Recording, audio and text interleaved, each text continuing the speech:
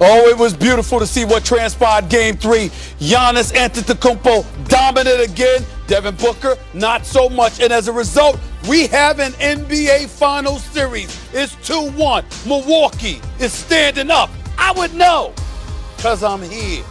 First Take crew back in the house after a week off due to routine. We back. Let's go. It's a 0-0 mindset for us. We got to keep getting better in order for us to put ourselves in a position to win the series. We know it gets rowdy in Milwaukee, but I think we're ready for it.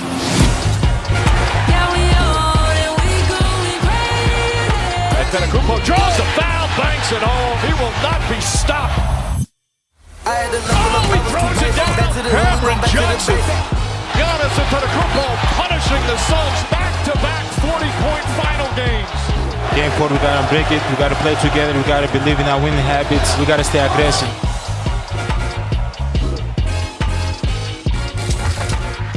The crew is back, and so is Giannis. We are back on ESPN as well. Finals underway. Stephen A. Smith, Max Kellerman. I'm Molly Karen Rose. I like the beat. Ready to go, fellas? Ready to do this? Every day. All right, let's go. As Stephen A. just mentioned, we got a series, y'all. The MVP showed up and then some as Giannis and the Bucks pull off the franchise's first finals win since '74. Giannis dropped 41, 13, and 16, but he didn't do it alone. Chris Middleton with a big first half, and Drew Holiday also did his thing. The Suns now lead 2-1. It certainly didn't help losing DeAndre Ayton in the third to foul trouble. Giannis, talk to me. Michael Jordan had 4 straight 40-point games against the Suns in the NBA Finals. I'm not Michael Jordan. Is that in jeopardy? I'm not Michael Jordan. 40 points in a straight 2. 4 in a row. Yeah, I've never. No, I'm not Michael Jordan. But all I care about right now is getting one more. That's all. Just take care of business, doing our job. I think that's when we're at our best, when Giannis is at his best. It's a little bit of both. He's a great playmaker. He's a great passer. He's a great screener. He does so many things, and I think when he's conscious of doing a little bit of everything, he's very capable, and that's when he's at his best. All right, Stephen A., you're out there, you're watching these games up close and personal, feeling the energy. Who has the edge now? Right now, I think that, believe it or not, even though they're a game behind, I would tell you that Milwaukee has the edge, assuming that they play the way that they played last night. And what I mean by that is that when you had people like myself feeling like they were clueless, or when you had Kendrick Perkins being far more incendiary with his language about the idiocy that he was witnessing in front of the Milwaukee Bucks, what we were talking about was the fact that this is a team that's bigger and significantly more physical that was not using it to their advantage. That wasn't the case last night. Giannis back-to-back 40-plus games, 42 points in Game 2, obviously 41 last night. You look at Chris Middleton, he was making some shots. Drew Holiday was making some shots, even though neither have been shooting particularly well from the field. But more importantly than anything else was the dominance in the paint. 18-point advantage, 16 to 18-point advantage in the paint in the first half. I forgot what it was overall, but they were taking the ball to the rack, and they recognized the fact that the Phoenix Suns are compromised health-wise with Dario Saric going down.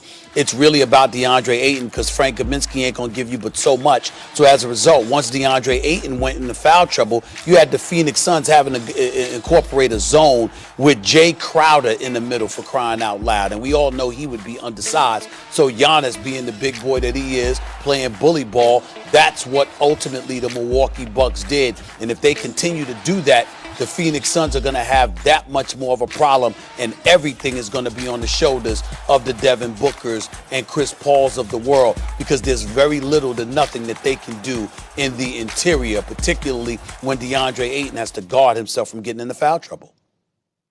I got to start with, let me answer the question first, and I got to talk about Giannis for a second. Suns still have the advantage. You're not wrong about what you're saying, Stephen A. If Saric isn't there, they don't have.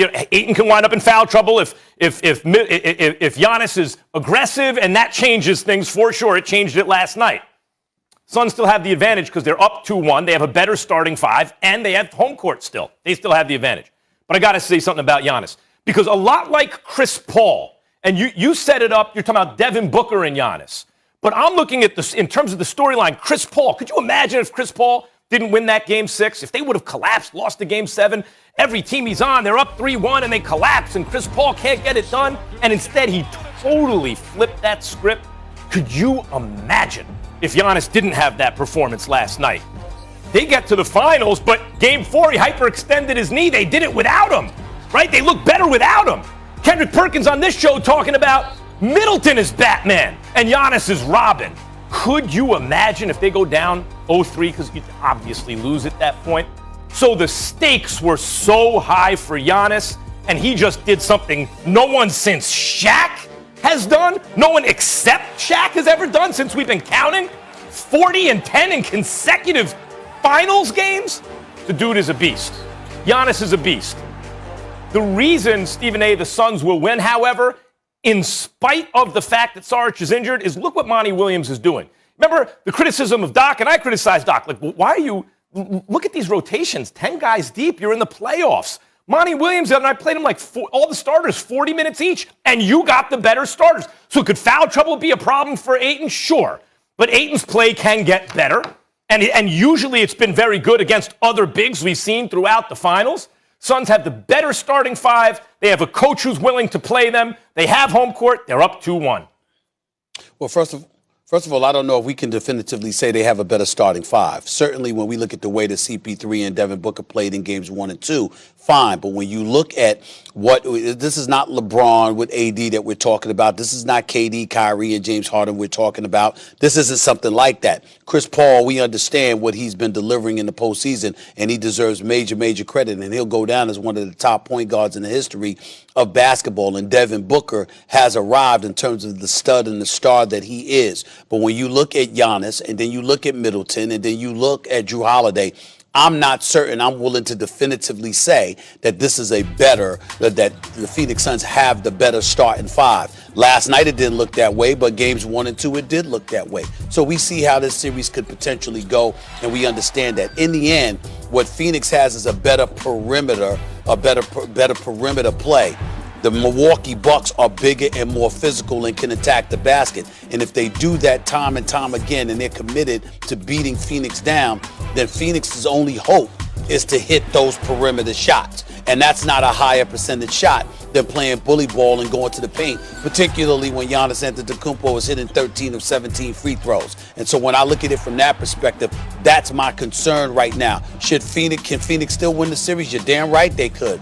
But they got to make shots, and they can't have Devin Booker shooting 3 of 14 from the field and sitting out the fourth quarter because his legs feel so heavy that Monty Williams wants to prioritize game 4 and rest him. That's a problem. I find it very unlikely, knowing what I know about Devin Booker, what I've seen through his career. I find it very unlikely he's going to have poor shooting night after poor shooting night. Chris Paul is the master of the mid-range. They have outside shooters. They have three-point shooters. DeAndre Ayton's a load inside. I mean, like, they just think about how it looks different when these two teams score.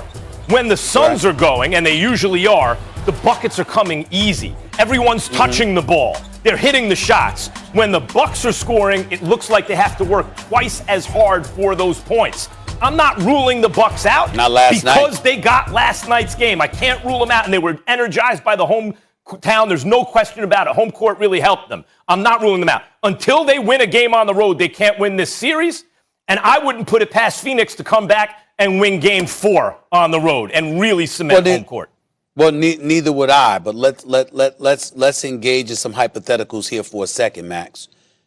If Milwaukee, which is incredibly conceivable, if Milwaukee wins game 4 and ties this series up 2-2, then game 5 is incredibly pivotal for Phoenix because you're talking about needing to force a game 7, which would be on your home court. And clearly, if there was a game 7, I would pick Phoenix to win a game 7 on their home court. What I'm saying is if Milwaukee ties this series up, then that puts an incredible amount of pressure on Phoenix for game 5. But it's not the Phoenix Suns that started off this series. It's the Phoenix Suns with no backup on the interior. When you look at the fourth quarter and they were down by 25, 26 points, you have Frank Kaminsky out there being kept out there specifically because Coach Monty Williams wanted him out there trying to elevate his confidence and actually kept Chris Paul in the game for like the first 6 or 7 minutes or so of the fourth quarter because you were on a mission to try to get him involved because you know how pivotal he's going to be the rest of this series. Frank Kaminsky. That's where we are when it comes to the Phoenix Suns. That's a legitimate point. That's how pivotal it is because of injury. That's a legitimate point. And you're focusing just on Saric in terms of a little size, at least, instead of Jay Crowder, although I think in the modern game you could do worse than Jay Crowder at the 5. But, considering the way the game is played nowadays. But Saric actually also helps the Suns' offense, right? And in fact, really more usually would help the offense. Maybe in this particular matchup, we can talk about him defensively. So, yeah, that's a real loss for the Suns. I still think the Suns are in the driver's seat up in the series, and with an all-time great point guard, a guy who played at near MVP levels this year, and a crime partner in the backcourt, Stephen A., who, as I said, I find it extremely difficult to imagine, has poor shooting night after poor shooting night when it matters most. Devin Booker smells like a chips-on-the-line player to me. That's fair, and we've seen how he's responded after a poor game when his back was against the wall. Giannis outscored the entire Suns team in the restricted area the past 2 games, 22 of 23 last night. And as for Game 4, Bucks favored by 4.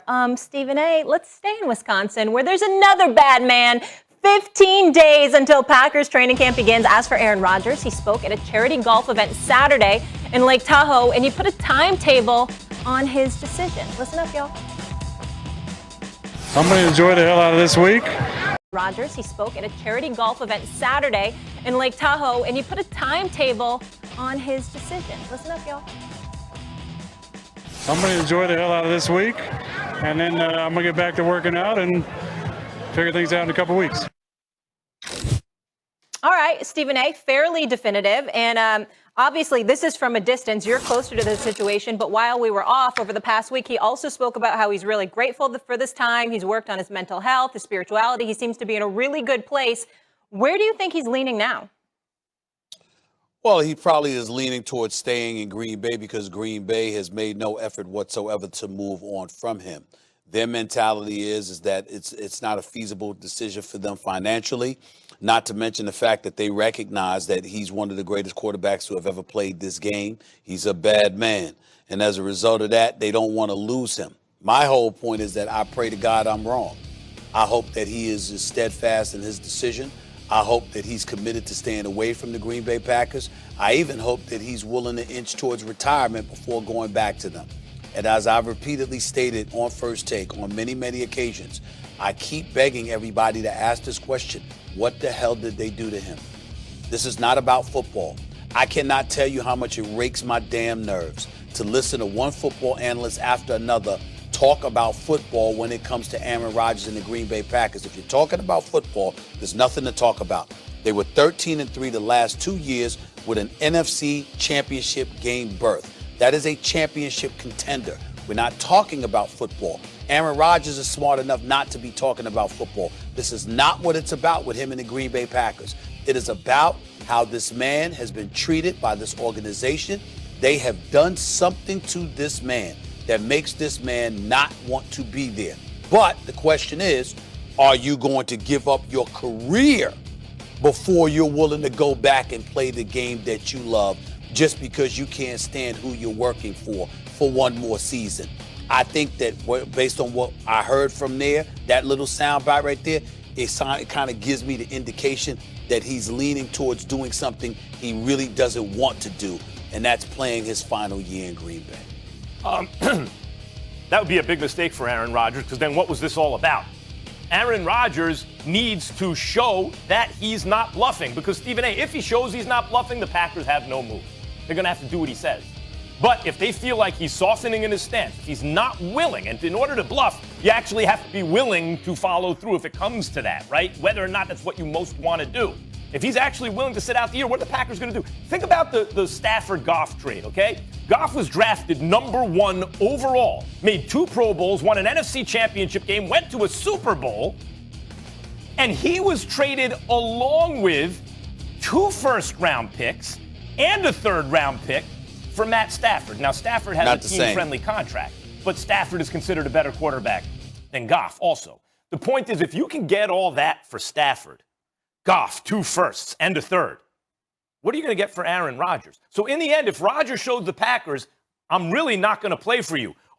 You know, if that's the price for Stafford, the bidding starts at 3 first-rounders for Rodgers, but it doesn't end there. Are they going to give that up? Of course not. They'll move him, but he has to show that he's serious by not playing for the Packers. Well, let me say this to you, Max, and let me throw this back at you. Couple of things. Number one, you started off your soliloquy by asking the question, what was this all for? Well, what it was all for is that if it's an organization that wants to treat him like trash and wants to be dismissive of him or act like he's just another guy as opposed to him being that bad man that he is, okay, he was saying, okay, then get me up out of here. It shouldn't be an issue since you don't want me and I don't really want to be here. But come to find out, they do want him, and they just want to dismiss him like he's nothing, but they want him. But they know that he's not anything. They know that he's more than just nothing. They know that he's one of the great ones to have ever played, but they just want to treat him like he's just some ordinary Joe. The other side to all of this is this, Max. When we talk about him in this regard in terms of Matthew Stafford, let's understand with Jared Goff and Matthew Stafford. The Los Angeles Rams did not want Matthew Stafford, okay? Sean McVay did not want him anymore.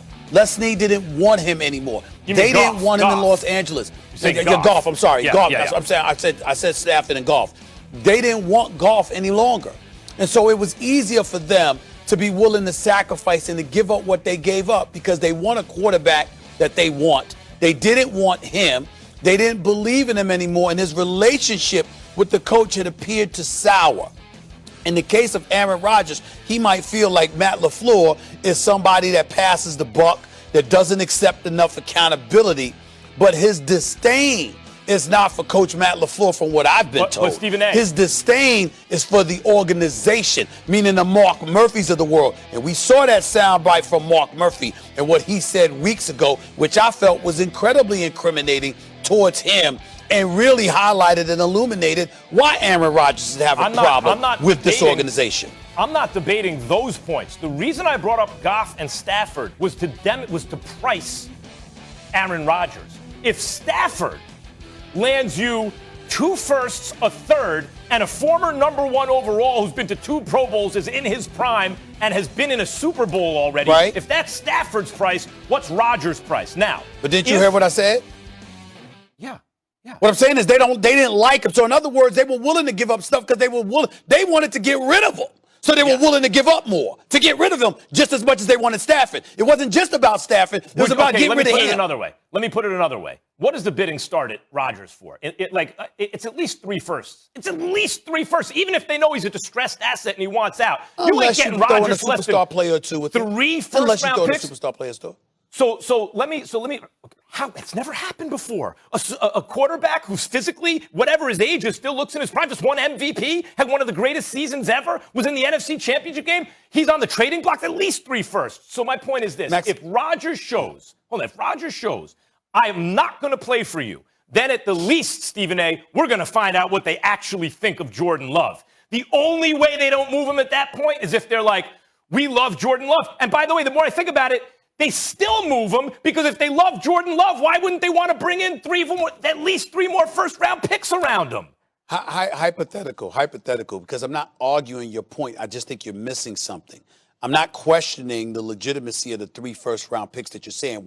Only thing that I'm trying to throw in there, Max, is 3 first-round picks might not be necessary if you throw in a superstar talent with, say, 1 or 2 first-round picks. Like, let's say, for example, not that this would happen. Let's say not that this would happen, but let's say, for example, Aaron Rodgers decided he wanted to go to Baltimore. And Baltimore said, okay, we'll give you Lamar Jackson. Yep. Well, guess what? They don't have to give up 3 first-round picks now. Correct. See what I'm saying? Correct. If you got a superstar to throw in there, that's what I'm saying. You don't have to be married to the 3-round picks. And Max, one other thing, it has to be a team that's ready to win right now because they're going to hold his age against him. Oh, for sure. But actually, Yes. any team that Aaron Rodgers goes to he ain't going to be better. less than 500. And if you put him on a Sure. decent team, they're contenders. And if you put him on a good team, they're going to be among the favorites to win a Yeah. Super Bowl. Look at the Packers. But they need to be ready to go now. I mean, he is Yes. 57. I That's think the one Aaron thing Rodgers against him. turns any good. I think Aaron Rodgers turns any good team into a contender. He's a bad man, He is. y'all. What is he? he? Is a What is he? superstar. Yes. What is he? I like the way you said that. That could even become like a catchphrase. What is Oh he? my gosh, you're unbelievable. He's a bad man. He's a bad man. We bad know. man. What does it all come down to? He's special. Respect. What did the lock say? Money, power, respect. Key to life. That's what Aaron Rodgers needs. That's a throwback. All right, we'll keep it rolling. Conor McGregor predicted Dustin Poirier would leave UFC 264 on a stretcher.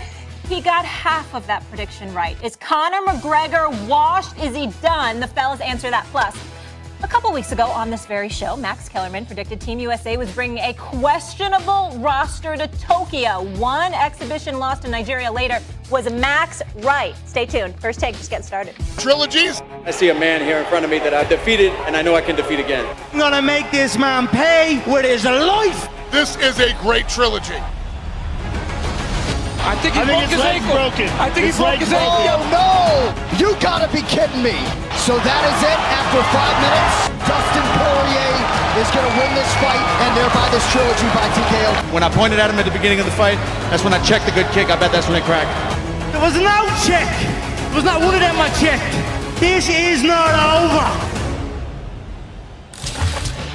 I miss going to fights. Dustin Poirier defeated Conor McGregor for the second time on Saturday night, although this one didn't end as cleanly as either fighter would have liked. Poirier awarded the first-round TKO by doctor stoppage when McGregor suffered a nasty leg injury following a Poirier combination. The broken leg didn't slow down McGregor's trash talk, though. Here he is after a surgery. Dustin, you can celebrate that illegitimate win all you want, but you've done nothing in there. That second round would have shown all. And, you know, onwards and upwards we go, team. We dust ourselves off, we build ourselves back, and we come back better than ever. Let's go, team. Stephen A., I'll crown you a true thespian when you get down that accent. You got a couple good accents so far, but I need to see the Conor McGregor accent as well. Max, I'll start with you here. Is Conor McGregor done? I think yes, because of the way the UFC operates. They put you right back in tough. You know, this is not like boxing where you get slowly built up again. Conor McGregor, on his way up, was an athletic striker, fought off his back foot as a southpaw, would get under people's skin at the press conferences, would goad them in the ring to leading. He'd counter, hurt them, jump on them, knock them out, right? That's how he beat Max Holloway. At least that was a tactic that worked against Max Holloway. That was a tactic that worked against Poirier. Certainly Jose Aldo. And those guys were, for the most part, shorter than him. When he started fighting bigger, longer, taller guys with reach like Nate Diaz, it was a little more of a problem. That tactic's not as useful. When you're fighting guys who evolve over the years, as Poirier has, and get a ground game and all that, what do you do if plan A doesn't work and you go to the mat? McGregor, because he's been out of the game for so long, really, at a very high level, the last 4 or 5 years, has not fought much, has not developed those things, whereas his rivals have. And what are they going to do? Like the best thing they could do now, Stephen A., is he needs a guy like Jose Aldo in a rematch, a guy he's beaten, but a shorter striker to start building up his confidence, give him time to work on his ground game. But I don't think that's what's going to happen. There's too much money at stake, putting him in more meaningful fights at this point, and he has too big an ego, I think, to try to take 2 or 3 steps back and build himself up. Well, the thing about the UFC fight game is that I don't think there are any steps back. You step into the octagon, you putting your life on the line. And I think that for me personally, Max, I think that Conor McGregor is done. And I think he's done primarily due to that injury. The fact of the matter is that, you know, when you consider what has transpired in the game, everybody talked about how Poirier in the first fight, in the sequel rather, against him, you know, with those leg kicks to the calves and what have you, and how that was relatively new to the game. It's not that it hasn't been done before. It's that the level of focus that was placed on really kicking Conor in the calf, you didn't see that, and you don't see that too often until recently. And even when Conor got knocked out in that second fight fight, one of the things that I said, it wasn't that he didn't get hurt by the punches, don't get me wrong, but I was saying that he was looking to go down because his legs were shot because of what Poirier was doing to him in that sequel. Now you got the trilogy, and in the trilogy, your leg just gives out on you, and literally it was just a nasty, nasty break, no question about it, the tibia and the fibula and all of that stuff that we ultimately learned later. Conor was losing the fight. 2 of the 3 judges had him losing 10-8. He was getting mauled. It was eerily similar to the second round that he suffered at the hands of Nurmagomedov when Nurmagomedov was mauling him in that second round, although Conor survived until the 4th. In the end, what it comes down to is that of his last 4 fights, which has transpired over the last 4 or 5 years, he's lost 3 and has been stopped 3 times by Nurmagomedov, knocked out by Poirier, and now you couldn't go the distance because of this broken leg. When you consider all of that and the fact that he is Conor McGregor, and like you just pointed out, Max, because of how large he is, how he's box office, you're not going to put him in with just anybody. There comes a point in time where your level of inactivity ultimately gets counted against you as well, because you haven't been there. Meanwhile, guys like Poirier, whether it's Nurmagomedov, who's retired, Charles Oliveira, all of these guys, they're active, they're fighting, and they're getting better and better and better. Conor's not getting better. And so I think about that. I think about the fact that Poirier despises him. And let me say this. I interviewed Conor McGregor last Wednesday. I flew from Phoenix to Vegas to interview him. And we saw it all over ABC and ESPN and all of that stuff this weekend.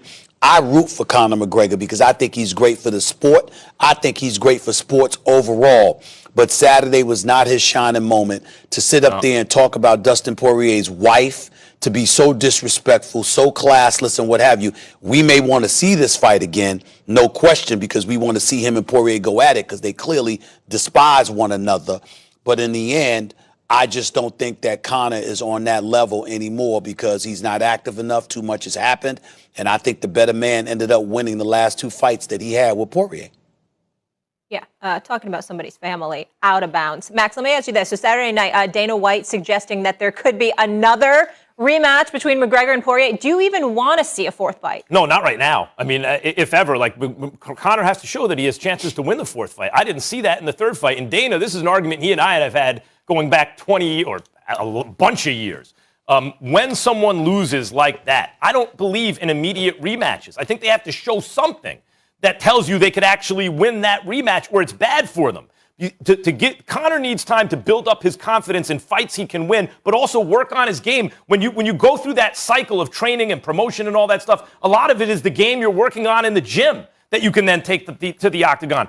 What do I always say on this show, Stephen A? A dilemma is not just a tough choice. It's a choice between 2 bad options. What Conor, when he got buzzed and he saw Poirier's stand-up game, he realized, if I stand up, I'm in trouble right now.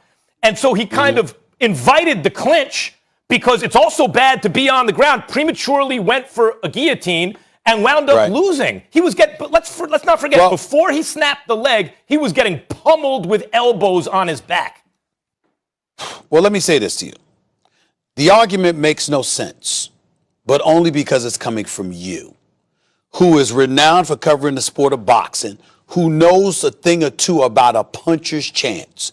When I looked at Nurmagomedov maul Conor McGregor, what I remember is that Conor McGregor hadn't fought in a couple of years. He went into a boxing ring against Floyd Money Mayweather and still survived 4 rounds against Nurmagomedov. That's what I walked away with it from, even though I know the superior guy won because Nurmagomedov is just a powerful, powerful lightweight dude. The bottom line is Conor survived for 4 rounds. So I imagine, what if he were in shape? What if he had an opportunity to avenge that the way he avenged Nate Diaz when he went against him the second time? The same thing Saturday night. Yes, Poirier got the better of him, but I remember Conor coming out, and I thought he was relatively strong in the first 30 to 45 seconds. What happened is that obviously Poirier stunned him.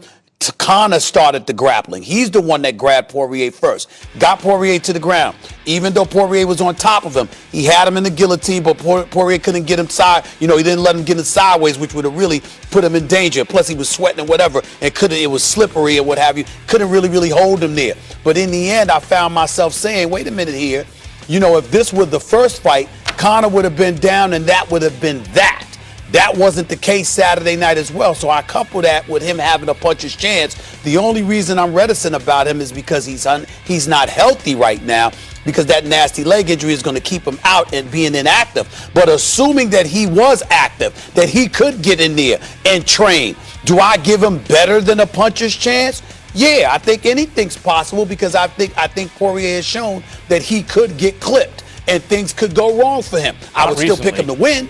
But it's still, I know not recently, these 12-2 of his last 14. I know it's not recently. I'm just saying the point is, with Conor's power and his boxing ability, his striking ability, I do think it's possible, even though Poirier would be a favorite. So I think it would be worthy of seeing a fourth fight if Conor were healthy. I just think it's a long time before he gets healthy, and that's my reservation. If you see a fourth fight, I don't think it should be next, is my point. Conor has to do something in the intervening time to show he has a chance to win. Right now, I don't think he has a chance to win. You can bring up a puncher's chance. Stephen A., what makes the UFC exciting is everyone is a de facto one-punch knockout artist in a sense, because you can be submitted, because you can be hit, because you can be kicked. But you've also talked about attrition. The fight could always end at any moment in the UFC, and so you could say that about any fight. I don't think Conor Poirier, Conor gets special credit for his knockout power at this point. By the way, hold on. In the second fight, Conor really, Conor has shown in the past he's usually good for about 8 or 9 minutes when he's serious, right? And then he can run into problems. In this fight, he ran into problems after a minute and a half. It wasn't like, maybe if he had gone 3 rounds in the first 2, he looked really good and then he gassed a little bit. It's not what happened. Okay. No problem. All right. Because you just went on with a point that I didn't care about, and I forgot the question I was going to ask you. So let's move on. Welcome to the club. Okay, since 2016, McGregor's 1-3, those 3 losses by KO or submission, so finished in all of them. We'll keep it rolling, fellas. Shohei Ohtani is putting on an absolute show this season. No pun intended, but is it good for MLB to have him as the biggest star in the league? Stephen A. says, hell no. Okay, I'll explain. Plus, with Tokyo right around the corner, how concerned should Americans be that Team USA just lost to Nigeria over the weekend? Max and Stephen A. debate that. Stay here. It's First Take. I'm all for taking risks and taking shots. Imagine hypothetically that I know what I'm doing. You never know what can happen in these last couple games. It's very tough to come to the crib, especially if I'm there. No. You can't fight it. You know what's happening. You're trying to fight it. Stunning defeat in its first exhibition game before the Olympics, getting outplayed by Nigeria in a 90-87 loss Saturday night. Now, coming into it, the Americans had been 54-2 in exhibition games. 5 years ago, Team USA beat Nigeria by 43 points in an exhibition. Nigeria has 7 current NBA players. The Americans started 5 all-NBA players. Here's Coach Pop with a silver lining. In a way, I'm kind of glad it happened. That loss means nothing if we don't learn from it, but it could be the most important thing in this tournament for us, to learn lessons from this and see what we did to move on. Max Kell, is this loss something or nothing? It's nothing yet because of what Popovich said and did, right? It would be and it will be if they don't learn from it. And what do they have to learn? Stephen A., this is what I said from the beginning. When we start messing around and sending less than our very best, which this team is, this is not our very best starting 5, right? Our best starting 5 would be Steph Curry and James Harden and Kawhi Leonard and LeBron James and Kevin Durant. And we would never lose an exhibition. It doesn't matter what would happen. But that's not this. You can mess around and lose. Mike Brown is an NBA coach. He's coaching that team. They have a half a dozen guys in the NBA on the roster. The international three-point line is closer, making everyone a better shooter. And you saw that also. And so, yes, this Team USA is in greater danger than iterations we've sent when we've really sent our very best. That said, as long as they get serious, they should still win. If they don't take it seriously, maybe not. But as long as they get serious, they should still win. And so because of what Popovich said, I don't think this is something yet. Oh, it's something. But listen, here's the reality of the situation. I don't give a damn what anybody says. You shouldn't need your very best to win gold in Olympic competition.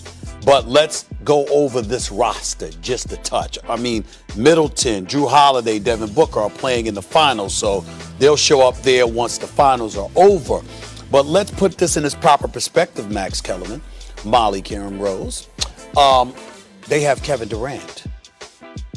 They have Damian Lillard. They have Bradley Beal. They have Jason Tatum. I'm sorry.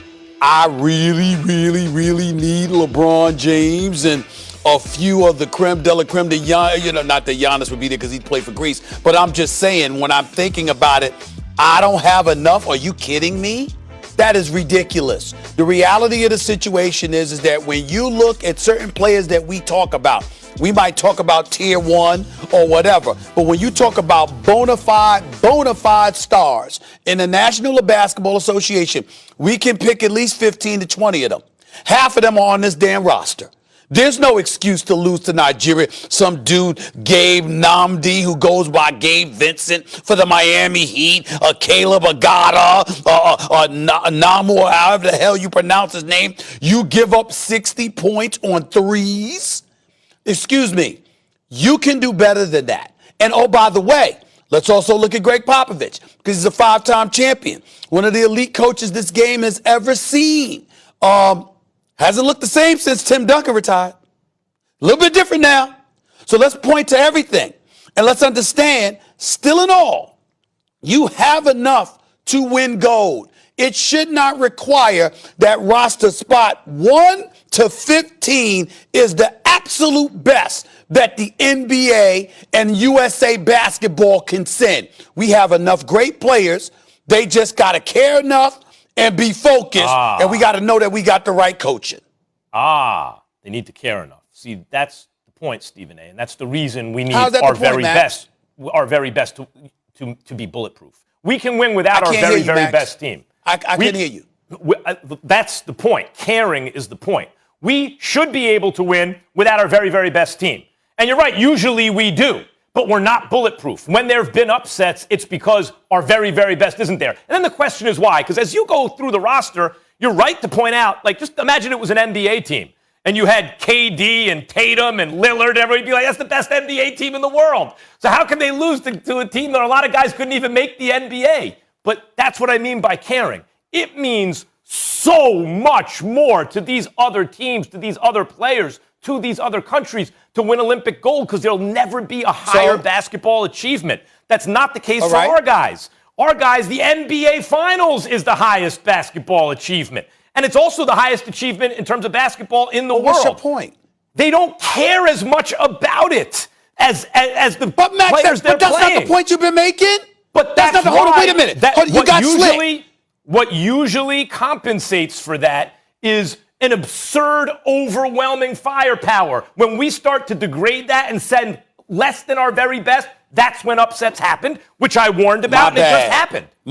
My bad. Because, see, I thought you were saying, Max, that, excuse me, you know what, you need elite talent because you going up against these dudes from other nations and they can play. I didn't know what you were saying is, excuse me, that elite competition offsets not caring. I mean, far be it for me to assume that if you choose to play in Olympic competition to represent your country, that you actually care. My bad.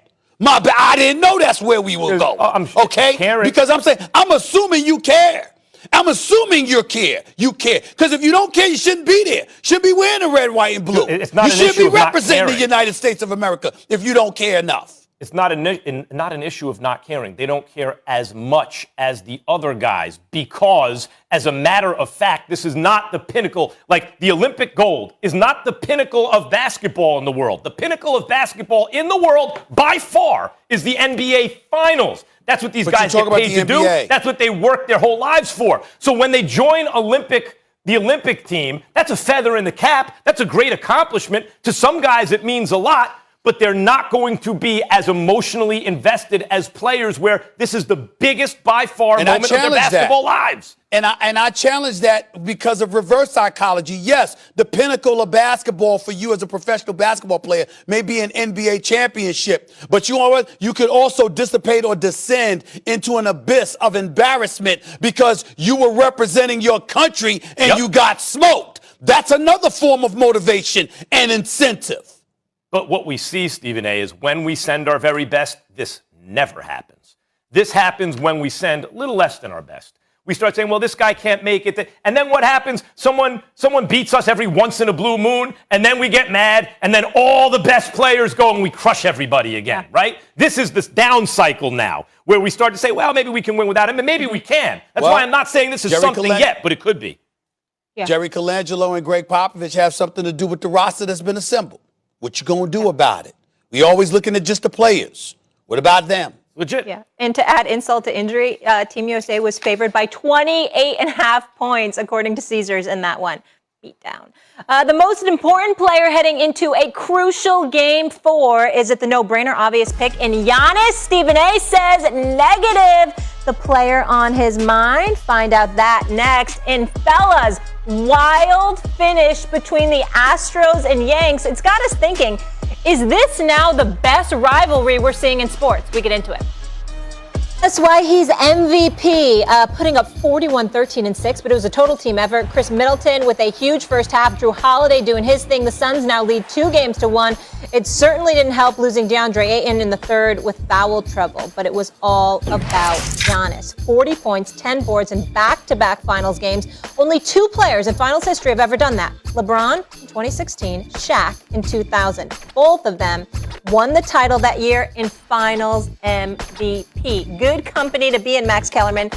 Is Giannis the most important player in the series? He is. Look, 41, 13, and 6, right? The only thing that's up off his normal averages for the last 3 years is the points.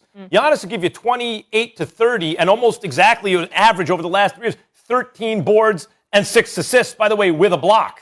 You know, that's what he does. He's a 30, 13, and 6 guy. And he gave you an extra 11 points last night because, as you mentioned, DeAndre Ayton's foul trouble helped him out. But he was absolutely fantastic. 2 nights in a row, by the way, 2 games in a row. He had superhuman efforts and superhuman production, and this is coming off a hyperextended knee where he missed the end of the Eastern Conference Finals. It's always the same with Giannis in the Bucks. When he gets help, he can win and even be the best player on the floor, the best player in the world on that night, right? But he needs help. Great bigs, and Giannis is a big, need guys on their level. Sometimes Middleton can put the cape on. Sometimes Drew Holiday can. When he gets that, he wins. Otherwise, they waste a performance. Stephen A. Kendrick Perkins, can't wait till Kendrick Perkins is back on this show, talking about Middleton as Batman on some nights. But the Batman of this team is obviously Giannis, who had finals MVP performances in 2 of these 3 games. You know what, Max? It's not that I'm looking at your points and I disagree with them per se. But I don't feel Giannis is that guy pretty much because I take him for granted. He walks around averaging 28 or better and with double digits in rebounds. When I think about Giannis, I don't think about the overall number, Max. I think about what you're going to do from the free throw line when it really, really counts. If the game gets tight, yesterday. Can I trust you to deliver free throws? Can I trust you to score when the defense sags and they force you to take a perimeter shot instead of allowing you to get to the basket at will? That's what I think about. I don't think about Giannis's overall numbers because I know they're going to be there. The question is, what are you going to do when it counts? And that's why when I think about the most important player, I really, really think about Devin Booker. Because when I look at Giannis in Milwaukee, I say, okay, those numbers are going to be there. All right, but Middleton and Drew Holiday, when you talk about importance, they got to step up and they got to help them out. I look at Devin Booker and I'm saying right now he's shooting 33% from three-point range. What is he shooting from the field? About 38%. He's averaging better than 22 a game, but the bottom line is last night he was absolutely positively anemic. shot 3 of 14 from the field, like 1 of 7 from three-point range. Just didn't have it.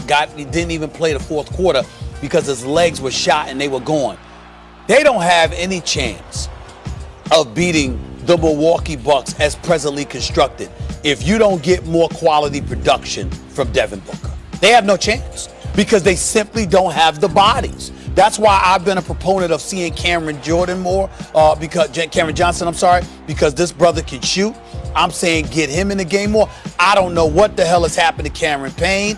He plays 37 minutes in Game 2 of the Western Conference Finals. He drops 29 and 9 in 37 minutes without a turnover, and there's been an APB out for him ever since. He twisted his ankle the next game. Hasn't been the same since. I don't know what the hell is going on with him because he's in the lineup and he's playing. I'm just saying, when you look at Phoenix and how depleted they appear and what they need in order to win this series, Giannis is going to get his numbers no matter what, just by accident.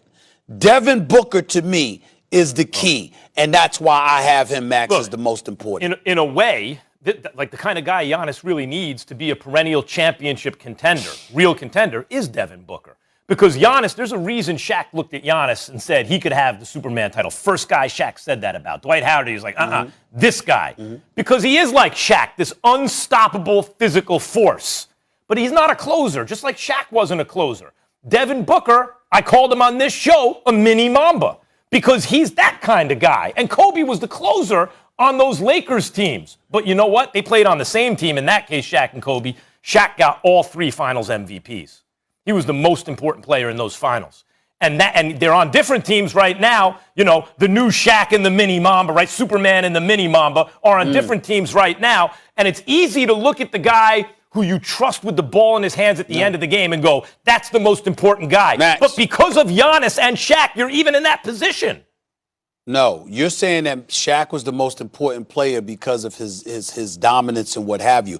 I would make the argument that in at least a couple of final series, Kobe was the most important. Now, Shaq was the most important against Philly because you had Dikembe Mutombo was a defensive player of the year, patrolling the paint, blocking shots, and doing things against everybody else that he couldn't possibly do against Shaq. And because of Dikembe Mutombo's ability to change the game on the defensive end of the floor, Shaq's dominant was not just big time in terms of his numbers, but it was important because of what Dikembe would have been able to do to the Lakers, if not for Shaq being in the lineup. But in other series, you looked at the greatness of Kobe on the perimeter and what he was capable of doing, and it's important. In this series, we look at Giannis Antetokounmpo. We see the Greek freak. We know he's going to get to the basket. We know what he's going to do. But we also saw him struggle from the free throw line. In Game 1, obviously, he was just getting back from the injury, trying to feel himself. Just not last night, really, more so than anything else. But Devin Booker, all of a sudden, Devin Booker has nothing for you, and it's not even a game. They down by damn near 30. And that's what I'm saying. I'm just looking at it differently. I'm not knocking the point about Giannis. I get where you're coming from. But I'm saying based on how depleted Phoenix is and what they need to win because of who they are, their makeup, that's what makes Booker so important in this series right now because of their circumstances. Booker is not going to struggle shooting the ball for the rest of it. It's not going to be every game for the rest of the series. Well, we're saying it's important because he can't. He can't afford to. He's not built that way. What we've seen from Booker is the brighter the lights shine, the better he's generally performed. I don't think the Bucks can count on him not playing well. They're going to have to play better than the Suns. We actually saw him have a couple of struggles in the first round, and then he come back and close it out the last 2 games, stuff like that. You know, that's all. Yeah. It could happen again, and then he shows up in Game 5. But he could have another stink in Game 4. Maybe one. Let me ask you this. The Suns are still favored to win the series, that according to Caesars. But outside of Giannis and Booker, because they're kind of the obvious ones, who then needs to step up? Who's the most important? Me personally, I really believe that Monty Williams has to get this kid, Cameron Johnson, in the game more. The brother can shoot the basketball, man. He's athletic, he can shoot, and people keep forgetting that pedigree. He was at the University of North Carolina. He was the star of that team. His brother didn't come out of nowhere. He can ball, and he can shoot, and I would get him more minutes because he's got decent size with him, and he can hit three-point shots. You can't leave him open. I think that in order to beat Milwaukee, you're going to have to do it from the perimeter, and you're going to have to keep DeAndre Ayton from getting into foul trouble. You do that by making sure you can hit more perimeter shots, and I think you throw the gauntlet at them in that regard and make sure you got cats out there that can drill open shots. That's why I would say Cameron Johnson. Cam Johnson is a starting caliber talent. He's a starting caliber type player. And in fact, I assumed this year that whatever it is, Jay Crowder in the beginning, by this time of year, Cam Johnson would be the starter. That didn't exactly happen that way. But you're right. Cam Johnson is a very talented player and can be helpful in this series to the Suns. And the fact is, I do believe, Stephen, I know you don't, that the Suns have the better starting five. They also have the best guy who's not in their starting five, I think, in the series. All right. Yeah, no disagreement there. Yep. We'll leave it there, guys. When we come back, someone is good when the comparisons are to Babe Ruth. But Stephen A. Smith has a take on why this is bad for baseball. Do not miss that. Plus, speaking of baseball, the Yanks and Astros ending had us wondering, are they the best rivalry in sports at the moment? Max Kellerman says no. Wait till you hear his choice. The only information that you need to know is that I don't have a mushroom on the top of my head like you. Hart said you don't have a lineup, you have a circle up. The only black man I know with a toupee. That's Michael Irvin with the toupee. That's not me. Two black men I know with toupees. It's a fantastic field of young slugging superstars. We welcome you all to the Home Run Derby. Oh my goodness, showtime! 'Cause I got the drive, I'll put it in gear. Line them up, I don't see no competitors here. If it ain't first place, we really can't settle for it. Listen up, listen up. A monstrous bomb! See you later! Get ready, let's go. Get ready, we running the show. Get ready, you already know. Let's go.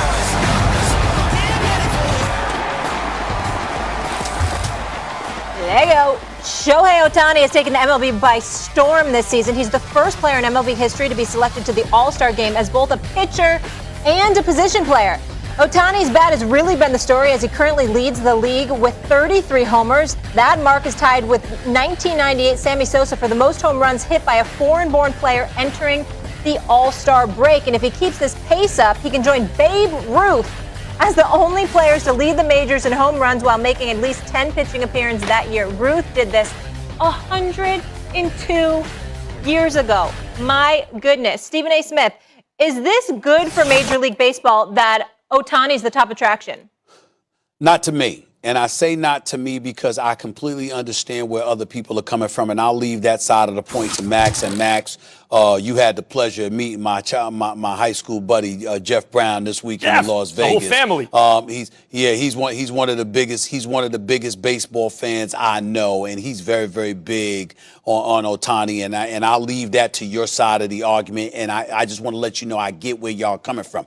I'm just going to tell you where I'm coming from with this. Even though baseball is an international sport, and I totally get that, it's played in the United States and Canada.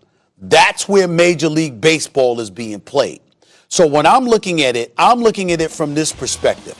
In the United States of America, when you talk about the sport of Major League Baseball, you talk about its lack of diversity in terms of African American players. You talk about the influx of foreign players, whether they be from Venezuela, the Dominican Republic, Japan, or anywhere else. If you are a star and you need an interpreter, that might have something to do, not everything, because there's a lot of things that go into it, but that might have something to do with your inability to ingratiate yourself with that young demographic to attract them to the sport. I would remind you, Max, I would remind my brother Jeff, I would remind others that baseball is in trouble. The audience for Major League Baseball, the demographic repeatedly gets older. It's not getting younger. That younger demographic, which is the targets for all of the advertisers and sponsors and everybody else out there, that's the NBA and the NFL. Major League Baseball is struggling miserably. That's why you got a lot of people that have turned against the commissioner, Rob Manfred, because of all the changes that he's tried to incorporate and implement in an effort to save the sport by elevating its level of interest, okay? And it's even alienated some of the players who are traditionalists and want things to remain the same as they always were. We all know that baseball, the sport of baseball, led by its players, are always the last to the party. Always the last to the party. They're so reluctant to change. They're always the last to the party. When I look at Ohtani, he is big time. Babe Ruth, 33 home runs, batting .279, got a 4-1 record with a .379 ERA as a pitcher. This brother is special. Make no mistake about it. But the fact that you got a foreign player that doesn't speak English, that needs an interpreter, believe it or not, I think contributes to harming the game to some degree when that's your box office appeal. It needs to be somebody like Bryce Harper, Mike Trout, those guys. And unfortunately, at this moment in time, that's not the case. I mean, it could be DeGrom with the season he's having, the pitcher. DeGrom. Except people prefer offense. It could be Trout this year, who was having his best season early, and he might be the best player who ever lived, by the way. Mike Trout, not American, right? but I get it. Right. But then Trout got hurt. And the Angels weren't going anywhere anyway, right? Like in Trout's career, they made playoffs one time, and he didn't even hit well in those playoffs. But the point is this, Stephen A. Ohtani is doing something like, you're right about baseball, it skews too old. But what you can do in baseball is not just try to change and get more exciting, because intrinsically, baseball is not as exciting as basketball or football. Like soccer and baseball, a lot of people love them. I grew up with baseball. It's my favorite because I grew up with it. But I don't try to convince people it's the most exciting. So you know what baseball can do other than try to get more exciting? You're going to lose that competition to the NFL and the NBA. You can embrace your history. You have a longer, deeper history than those other sports on a professional level. And when something hasn't been done for over 100 years, look, Babe Ruth's the greatest player who ever lived. And people who I argue with will tell me, well, the league wasn't integrated. Fine, because the Negro Leagues were actually a major league when you look at the level of their competition. Who in the Negro Leagues or in Japan or in any other league around the world that's a top flight league ever dominated both sides of the ball like Babe Ruth. As a pitcher, he was the best, and as a hitter, he was the best. He had a World Series record for consecutive scoreless innings pitched before he set the home run record, right? Single season and all time. Look what Ohtani's doing. Ohtani is not only a stud, ace-level starting pitcher, many more strikeouts than innings pitched, a sub-4 ERA, and it just blew up recently. The Yankees had a good outing against them. Before that, his ERA was much lower in 13 starts. But Stephen A., he's leading the league in home runs, in triples, which is an athlete stat, right? Not just you hit the ball, but you can run the bases. He's 12 stolen bases, only 4 caught, good percentage. He can fast, he can steal bases. He's leading the league in slugging percentage. But check this out, Stephen A. Unlike Babe Ruth, who was competing against guys with day jobs and off-season jobs and little out-of-shape guys, Ohtani's competing against a worldwide competition of players at the highest level. There's a reason this has not been done in a century. This is great for baseball. Stephen A., everyone speaks that language. Don't talk. Let's not talk to me like I don't know my baseball, because I happen to know baseball a lot. I was raised with baseball, and I know you know yours as well, Max. And I certainly know my brother Jeff knows. So for me to disagree with y'all, I have to have a point, and I'm going to bring it up to you right now. Baseball was dying in the 90s. What saved it? It was the home run competition between Mark McGwire and Sammy Sosa. Now, obviously, Sammy Sosa, we learned later during his testimony on Capitol Hill that suddenly he needed an interpreter.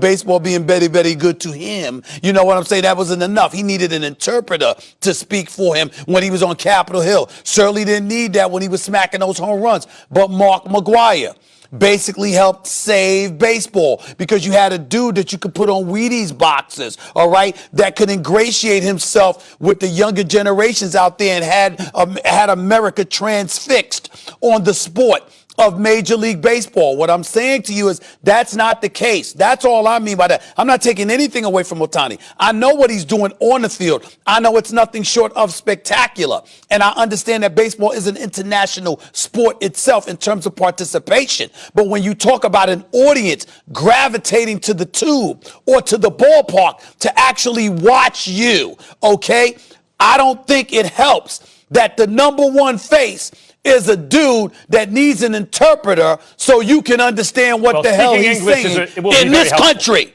And that's what I'm trying to say. You know, in other sports, Max, like basketball, you notice, you know, Dirk Nowitzki was German and Manu Ginobili and others were from other places. And guess what, Max? They spoke fluent English. You understood what they were saying when somebody was interviewing them. They didn't need an interpreter. It goes a long way. For some reason, with Major League Baseball, you got these guys that need those interpreters, and I think that compromises the ability for them to ingratiate themselves with the American public, which is what we're really talking about. I think that's a good point. Not so much where you're from, because you bring up 98. Where yeah, just needing an interpreter. That's what I mean. We're in the home run race, right? McGuire and Sosa, but I'm a Yankees fan, as you are. Yankees won 125 games and swept the World Series that year. And when you look at that team, Bernie Williams, Puerto Rico, Mariano Rivera, Panama, El Duque breezed in from Cuba. And they all spoke English. And, okay, many of them. And not El Duque at first, but not all. My point is, you're right, baseball, it's not, as long as your point, and I see that it is not about Ohtani's not from here. That's the issue. If your point is he's got to learn English, I agree with that. I think the language barrier in every sport, not just baseball, that's all I'm talking about. To learn the native tongue of the vast majority of most Americans, or certainly the language that in which this that this country speaks. That would be helpful. But that's something that you can change. That's something you can learn over time. You know, it's difficult to learn a language in a year. But that's something. So, but then the question: there's nothing intrinsic about Ohtani that hurts baseball. That's something that can be done. He can learn English. Well, but the point is this, Max. If this was Bryce Harper, what would we be doing? We might be talking about baseball 5 days a week. That's true. That's what I'm saying. Although to be fair, we've now talked about Ohtani this season a handful of times, which is more shine than baseball would otherwise be getting. Yep. We've talked about him twice. Those home runs are doing plenty of talking for me. It is very difficult to learn really, second Molly? language. You sure? I'm sure he's trying. You sure? That he's trying to learn English? Yeah, I think I'm sure. No. I'm saying you sure? You sure that's enough for you, Molly? How many Angels games have you watched, Molly? Actually, I've watched a lot because my best friend is married to a former pitcher. So CJ Wilson. So I actually went to a bunch of Angels games. Yeah, so if we're going to leave it there, sorry. I haven't, but when Barry Bonds was smacking home runs or Mark McGwire was in, I was transfixed on the tube. You had ESPN interrupting programming to show them at the plate. Stephen they do that for Ohtani. You're in Milwaukee, you're flying to Vegas. You just might not have time for Ohtani, but you'll catch up. Jeff will get you there. With TVs where I were. I didn't watch. We'll leave it there. I waited for Sports Center. Word on the street is there's a list that actually asks if Tom Brady is a top 3 quarterback in the NFL right now. Does one of our fans everywhere are waiting for a resolution to the rift between Aaron Rodgers and the Green Bay Packers. Rodgers has been living his best life this offseason while also making it clear he is unhappy with Packers management. The 2020 NFL MVP shed some light on where his mindset is as training camp approaches. I'm going to enjoy the hell out of this week, and then I'm going to get back to working out and figure things out in a couple weeks. Looks all smiles to me. Same with this guy, 2-time Super Bowl champ Damian Woody on your screen. Damian, good to see you. You had me dying laughing this morning when you were thanking kind of Tom Brady for the fat crib you're living in. It's good stuff. I will start with you. Hey. Right? He certainly contributed, as did you. You did the work too. Yep. But we're going to focus on Aaron Rodgers. Those two hanging out at a charity golf event. That must have been fun. Where is Aaron Rodgers leaning? Damian, starting with you. Who's up? You. Oh, you told me? What? Yeah. No, I tend to, I've said it all along. I think Aaron Rodgers is going to report when training camp opens. And if you listen to what he had said, he talked about, he's going to take a week and then, in a couple weeks, he's going to, get it all figured out. That really coincides with training camp. And listen, guys, the one thing about players is once you start getting closer to training camp, you start to get that itch, and players ultimately play. That's just what's in our DNA when training camp comes around, and Green Bay has all the leverage in this particular situation. I know we talked about different teams like the Denver Broncos and being the primary team, but no one really thought that Aaron Rodgers would be traded, because if Aaron Rodgers wants to win another Super Bowl, the best place for Aaron Rodgers to do that is Green Bay. They've been to the NFC Championship back-to-back years. He had an MVP last year with the Green Bay Packers. So, listen, I've said it all offseason with all this Aaron Rodgers drama going on. I think ultimately when the dust settles, Aaron Rodgers will be there in training camp when training camp starts for the Green Bay Packers. Well, I mean, I hope not for his sake if he doesn't want to be there. And according to Stephen A., he doesn't want to be there. And not just Stephen A., many others. He doesn't want to be there. That's what all the reporting is and what the rumors have been. And if this is not just strictly football, look, Damian, you're right. If it's strictly football, I'd say the Packers are one of the best 3 to 5 places for him. Like, take all the quarterbacks off all the teams and say, where should Aaron Rodgers go? The Packers would be one of the candidates. They're a powerhouse team. They're really good. And with him, they're legit Super Bowl contenders, as we've seen in the last couple years. But if I'm Aaron Rodgers and I don't want to be there, I'm thinking I don't think the Packers have all the leverage. Look, if they don't like Jordan Love, right, and they think they need a quarterback because otherwise they're ready to win a Super Bowl, if they don't want Jordan Love, you think, well, then they really need Aaron Rodgers and they're going to hold on to him. Well, if I'm Rodgers and I'm like, well, you can do whatever you want, I'm not going to play for you, I'm not showing up, what are they going to do? Get nothing for him, waste this season, or go get at least 3 first-round picks, or as Stephen A. said, a superstar and more stuff? They get a super, and if they do like Jordan Love and they think, yeah, he's ready to play, why wouldn't you want to surround him with multiple first-rounders, which you get for Aaron Rodgers? You would. Either way, Rodgers can dictate to the team that they will trade him, provided he is willing to sit out. And if he's not willing to sit out, what was this all about anyway? Ed, Stephen A. Here's my deal. Max has been saying that, and I get where he's coming from, but I'm rolling with you, Damian, and I said it earlier in the show. I think that I'm getting the impression that he recognizes he's going to have to suck it up, because for all of this talk that the Green Bay Packers have been engaging in terms of, it being their organization and what they've done behind the scenes, players play, we run things, et cetera, they recognize the greatness of Aaron Rodgers and that this dude, people like him don't come along very often. This is a once-in-a-generation kind of talent. He's a bad man. Make no mistake about it. He is something special. He's one of the greatest quarterbacks that I've ever seen. A matter of fact, top 2 all time as a talent at the quarterback position. He's that elite as far as I'm concerned. And it's not about football. It's about the fact that they've treated him like garbage. They treated him like trash. And in the end, what it comes down to is this. The Green Bay Packers know they have his rights. They know that it's not in their best interest to let him go, not just football-wise, but financially, because of the cap hit they'll take. They're not going to inconvenience themselves in that regard and lose one of the greatest players to ever play quarterback in NFL history. And as a result, Aaron Rodgers knows that and possibly is recognizing, I got 2 choices. I can sit out this season, all right, and wait until next year where it would be more feasible for them to let me go, or I could come play this season, make sure everybody recognizes this is my last year in Green Bay, go for a Super Bowl title and call it a career in Green Bay. He's got one of those 2 options because he clearly wants to continue playing as opposed to retiring. That's where he is. But he let the world know he doesn't want to be a Green Bay Packer, and he's being forced to stay with this organization. So congratulations to Green Bay. You've got an elite quarterback who wants nothing to do with you, Mark Murphy, who wants nothing to do with you, Brian Gutekunst. He wants nothing to do with y'all. And y'all are literally forcing him against his will to stay a Green Bay Packers. Congratulations. I mean, I really don't think they can make him do anything. Well, listen, I think the one thing that the Green Bay Packers have done is be quiet.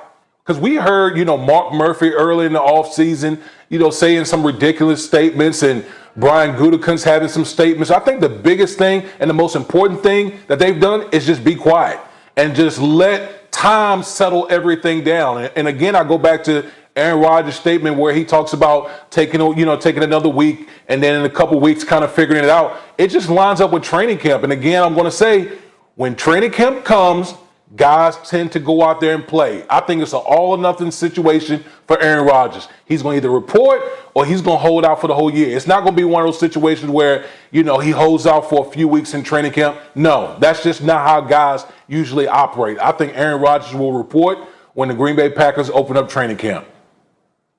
Okay, now let's get to your former quarterback. So ESPN.com recently took a survey of 50 different executives, coaches, scouts, players to make a list of the 10 players at 11 different positions. And here's how the quarterbacks stack up. Mahomes, Rodgers, and Brady are the top 3, followed by Russell Wilson at 4, Josh Allen at 5. Max, you're an expert on all things Tom Brady, so it'll only be fitting if I started with you, obviously. Is Tom Brady still a top 3 quarterback? Yeah, I have to give it up. I think they got that list exactly right. Only thing is I put Herbert with a bullet. You know, he's 9 with a bullet. I expect he could be a top 5 quarterback this year. That kid is great. But yeah, I got to give it to Brady. Like, who would you I take Mahomes before him. I thought Mahomes was the most spectacular player in the Super Bowl, in spite of the numbers. Just watch and put your eyes on the screen. And Rodgers was the reigning MVP. I'll take Brady. You know, like Russell Wilson has an argument, but I would put him 4th given the year he just had. Brady was excellent. He threw 40 touchdowns last year. Didn't throw a lot of interceptions. Led his team through growing pains, which included his own growing pains with the team. Every reason that everybody told me that I'd be wrong about the prediction was plainly true last season. And I think that based on talent and where they are in their careers and the seasons they just had, it's fair to take Mahomes and Rodgers ahead of them. You can make an argument for Russell Wilson. I think you'll lose that argument based on the last season they just had. And really no one else. Who else is really in the conversation? Well, to me, it's sometimes I wonder about us. I wonder about this industry. When you can ask a question of a dude that is a 7-time champion and is right now, at age 43, the reigning, defending Super Bowl champion quarterback. And we're literally asking a question, does he belong in the top 3? Well, if he doesn't, who the hell does? I mean, it's just utterly ridiculous. We should be asking the question, why the hell is Matthew Stafford at number 6? Don't what you do in the postseason matters? Am I correct, Damian Woody, in saying that I don't think the Detroit Lions have won a playoff game in what is it, 30, 40 years? It's 1 or 2 playoff wins in 60-something years. I mean, Matthew Stafford doesn't have playoff victory. How you top 6? Ahead of Dak Prescott, ahead of Lamar Jackson. How you top 6? And I love Matthew Stafford. I know he's got game, but damn, you ain't won anything. How are you in the top 6? To me, there should be no question about Tom Brady. Tom Brady is one of the top 3 quarterbacks in the National Football League because no one's won more championships than him. No one else is the reigning, defending Super Bowl champion. And oh, by the way, you know what? He just produces and he closes. He closes. Everything about the quarterback position is not about numbers. It's about leadership. It's about galvanizing all the pieces around you and maximizing the potential that you're surrounded with. And I don't know if we know of anyone that has ever been better than Tom Brady in that regard. That automatically puts him at top 3 without even looking at the numbers. Well, listen, I thought this list was really, really good. I mean, you could look at the list and make maybe a couple slight changes, but I thought for the most part the order was really good by everyone that was chosen to be a part of it. I think, Stephen A., as far as Matthew Stafford is concerned, I think it's more of an indictment on the Detroit Lions organization than Matthew Stafford, and I get it. You know, he has no postseason wins. But that's why I also say coming into the season, as far as Matthew Stafford is concerned, I think he's under the most pressure of any player in the National Football League this year. Because now going to the Los Angeles Rams with Sean McVay and shipping Jared Goff, a guy who took you to the Super Bowl, shipping him to Detroit, that says a lot about who they think, and a lot of people around the league think that Matthew Stafford is. If he doesn't deliver with the Los Angeles Rams, boy, that's going to be a big indictment on Matthew Stafford as far as his body of work, as far as his career is concerned. But I'm going to take it to another guy on this list. I think Justin Herbert, by the end of this year, is going to be a top 5 quarterback. I do. I think Justin I think Justin Herbert is going to be a top 5 quarterback in this league by the end of this 2021 season. Listen, think about this for a second. The guy had no offseason last year. None. Zero. First game of the year, Tyrod Taylor gets a bad injection right before pregame. And then Justin Herbert has to come in without even getting all the starters reps in that week leading up to the game. And all he did was light it up. And he never looked back since. All he did was throw for over 4,300 yards, 31 touchdowns, 10 interceptions. Okay? Then you look at what the Los Angeles Chargers have added to help this young man. They went out there and got 2 offensive linemen, which was a big issue for the Los Angeles Chargers. Guys, I think Justin Herbert is going to be a superstar. I know this started sooner rather than later. I know this started as a Tom Brady conversation, but I want to, or debate. We agree he's top 3. I want to address the 2 guys you brought up, both of you guys, Matt Stafford and Justin Herbert. I said Justin Herbert should be with a bullet. He might be top 5 by the end of this year. I agree. That kid is great. None of us disagree about Justin Herbert. That's right. But Stafford is interesting because Stafford was always seen the way that Herbert is now seen. Oh, my God, look at this kid's talent, right? But he was in a bad organization that couldn't win, and that includes with him. Even though he's putting up the numbers into the eyeball test, he's leading comebacks and all that stuff, fourth quarter, all this stuff. And Stafford's now going to L.A. I agree the pressure is all on him. Tom Brady won all those Super Bowls, because we're talking Tom Brady, with the Patriots. But how would he do outside the Patriots? He went to a loaded team, but he won with that loaded team. Stafford didn't do anything in Detroit in the playoffs, but now he's also going to a loaded team. What's he going to do with the loaded team? His whole legacy's on the line. Because if he doesn't do anything with it, we're going to look back and go, oh, maybe it just wasn't Detroit. Maybe it's something about Stafford. And if he does, we'll see his whole career with Detroit a different way. Well, I'm already there because I know that the Detroit Lions are off. When I just looked it up, Damian, Molly, Max, the Detroit Lions, if I remember correctly, if these stats tell me something, the last time the Detroit Lions have one playoff victory. They went to the conference finals in 1991. Yep. That is the only playoff victory that the Detroit Lions have had since 1957. Yeah. City so we deserves understand better. how bad that is. We understand how bad that is. But guys, Matthew Stafford was in the playoffs 3 times. I mean, I understand that you might not have got there the other years, but the 3 times you got to the playoffs against New Orleans, against Dallas, against Seattle, you lost all 3. He did have 3 bites at the apple to win a playoff game, and that didn't happen. So I think it's 2-3, if I remember correctly. So, I mean, come on.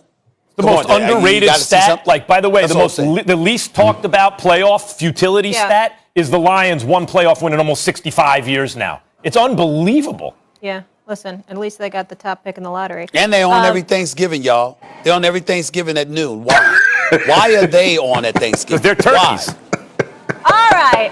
Enough with the Detroit slander, okay? Let's all take it down. No, Detroit's nice. The downtown area, it's booming. They doing nice things there. The football team is another matter, but the city, they're doing a lot better. Detroit's I know, everyone retires early there. I don't know what the deal is. But I understood there was a little Saturday Night Fever happening, so I need to see this. Okay, Stephen A., talk to me. Chains, icy. I like it. Clean look. Look at you. You know what, Stephen A., you dressed for the occasion, too. You were out there in Vegas. You had the light colors. I'm with it. But seriously, I just want those chains. Because I've got some gold chains, but I don't have them like that because I don't have that Stephen A. kind of cash. So if a girl could maybe borrow something like that, my goodness. I need Stephen A. to talk to me. I need Stephen A. to talk to me because, boy, you talk about 2 chains. Boy, you was iced out. Yeah. Well, you gotta be classy with it. You know what I'm saying? You don't want to be too gaudy, which I don't think I was. That was actually a suit jacket. I have that white is in a suit, but I just wore the jacket because I wanted to mix it up. I had the black shirt max. I had the Tom Ford top. I had the ice. My brother Gerard, he's a junior in L.A. I mean, I advise anybody to go, you need his number, I'll give it to you. The brother's something special with his jewelry right there. Yeah. And they convinced me, you know, a few months ago to buy a couple of chains. I know it looked nice. It was a Saturday night at a UFC event in Vegas. The moment calls for certain things. Like this morning here in Milwaukee, no. If I'm in Phoenix Friday or Saturday, no. But for I will Vegas, not have Milwaukee slander on this show. I want to be very clear. I will not either. Time out. Well, there's no Milwaukee slander. I'm here right now. Don't go there. I'm here right now. Okay? And by the way, I'm still not apologizing for saying that it's too damn cold. That's all it is. But I love the city. They're good people here. I just don't like cold weather. People took That's it not the a wrong way. crime. Yeah. It's not a crime. I'll tell you what, this time of year, wait a minute, this time of year, better Milwaukee than Phoenix or Vegas? Yeah, that's true. Well, you could say that, but I didn't mind 109, 110 degrees in sunshine instead of gray skies at 70. But that's all it is. But the fans are great. The arena's great. All of that. The team is great. But the moment in Vegas with the blazer and the ice, I just thought it called for it. So that's You what did a I'm good not job. one-dimensional. Everyone put on a suit. Like some people Put on a suit that and I tie know. and leave it alone. I'm not one-dimensional. Stephen A., I bragged for you. Okay, Max. Before I started, listen, I wore a leather jacket on the air for Friday Night Fights in '98, and I had the tiger's eye iced out on both sides, the whole thing. And then I realized that I'm on TV, going to work, and put on a suit and tie. You were looking a little like Maluma. I like it on both of you. I do. Woody, I like it too. Doesn't even look like Damian Wood. Molly. Wait a minute, can I get my beard back? They went to stock footage and got some picture. Who is that? May I speak? Since y'all are talking about my outfit, may I speak? Sure. First of all, don't ever put Max Kellerman in any one of my outfits. It don't work.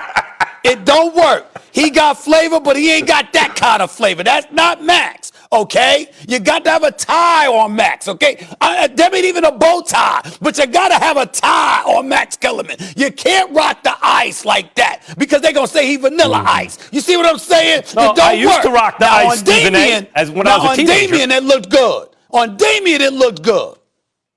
Listen, I want to see my Photoshop. I was going to screenshot it and then use it as my Christmas wish list because I'm into those two chains, Stephen A., and I'm not playing. We'll leave it there, guys.